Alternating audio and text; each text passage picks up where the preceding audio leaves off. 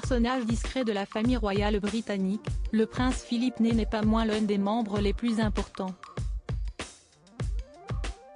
Depuis 1947, ce Grec de naissance partage la vie de la reine Elisabeth II, plus grande monarque de la planète. Ce lundi 10 février, Stéphane Bern consacrait, sur France 3, un épisode de Secret d'Histoire à cet homme. Une soirée au cours de laquelle on a pu en découvrir plus sur l'enfance du petit Philip Mountbatten.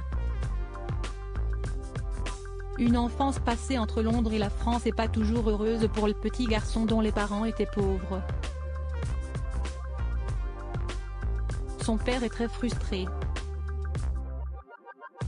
Il n'a rien à faire, il se sent démoralisé. Et sa mère, Alice, est troublée. Elle se réfugie dans la religion, une spiritualité très forte. Son attitude devient de plus en plus bizarre, de plus en plus excentrique, explique Philippe Iade, spécialiste de la famille royale britannique, au sujet de cette femme qui déclare, à l'époque, avoir une relation avec Jésus et avoir même reçu une photo dédicacée du Christ. Profondément dépressive, Alice est même diagnostiquée, par la suite, comme schizophrène. Un jour, ils ont demandé à Philippe de sortir faire un pique-nique.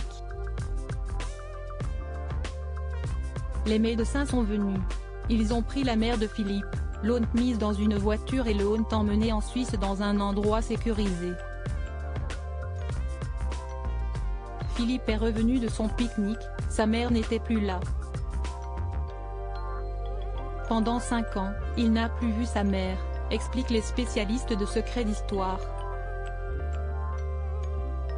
Sa mère meurt en 1969 à Buckingham Palace après la Seconde Guerre mondiale. La princesse Alice, considérée comme guérie, change de vie. Elle rentre en Grèce où elle s'engage dans la Croix-Rouge locale et fonde un ordre monastique.